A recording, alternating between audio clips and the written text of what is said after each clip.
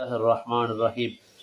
إذا كنت في شدة دهر فصح به تجده مغيثا من أذاه وصعبه وكم مرة كالغيث من بين سحبه غدت كفه ترمي الزلال بكفه وكم نعم بالكافه كان يسبغ صلاة وتسليم وأزكى تحيتي على من له كف بها الماء ينبغ. الحمد لله رب العالمين والصلاة والسلام على سيدنا محمد وآله وصحبه أجمعين. வித்ரியா ஷரீஃபுடைய விளக்கத்தில் 19வது நாளான இன்றைய தினம், நோய்களோ கஷ்டங்களோ ஏற்பட்டால் அதற்கு நபிகள் நாயகம் ஸல்லல்லாஹு அலைஹி வஸல்லம் அவர்களை அழைத்தால் அவர்கள் அதற்கு மருத்துவம் செய்வார்கள், அந்த கஷ்டங்களை நீக்குவார்கள் என்று சொல்லி சதகத்துல்லா அப்பா நாயம் அவர்கள் பாடுகிறார்கள்.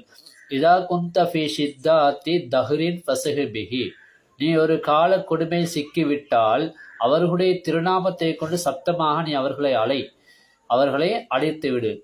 தஜிதுஹு முஹீசன் மின் அதாஹு வஸஅபிஹி, அப்படி நீ அழைத்தால் அவர்கள் உன்னுடைய நோய் நொம்பலங்களை உன்னுடைய கஷ்டங்களை நீக்கக்கூடியவர்களாக உன்னை ரட்சித்து காப்பாற்றுபவர்களாக நீ அவர்களை காண்பாய்.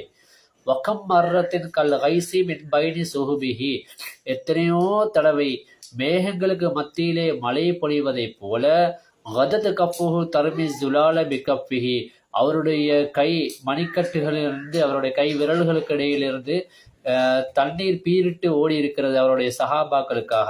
கையிலிருந்து நாங்கள் நேற்று சொன்ன 18வது நாளில் அல்லது 17வது நாளில் நாங்கள் சொன்னோம், அவர் நபிகள் நாயகம் ஸல்லல்லாஹு அலைஹி வஸல்லம் கை விரல்களுக்கு நடுவில் இருந்து தண்ணீர் பீரிட்டு வந்தது. பத்ர் யுத்த நேரத்தில் சஹாபாக்கள் உதவி செய்ய குளிப்பதற்கெல்லாம் தண்ணீர் இல்லாத போனோம். தண்ணீர் இல்லாமல் இருந்தபோது ஒரு பாத்திரத்தில் ரசூல் ஸல்லல்லாஹு அலைஹி வஸல்லம் கையை விட்டாங்க, கை விரல்களுக்கு நடுவில் இருந்து தண்ணீர் வந்தது என்றதை இங்கேயும் அவர்கள் சொல்கிறார்கள். இன்னும் எத்தனையோ நியமத்துக்களை நபிகள் நாயகம் ஸல்லல்லாஹு அலைஹி வஸல்லம் அவருடைய அந்த கஃப், அந்த கை மணிக்கட்டு கை பொதிந்திருக்கிறது, அவருடைய கையிலே எவ்வளவோ நியமத்துக்கள் இருக்கிறது என்பதை பற்றி சொல்கிறார்கள்.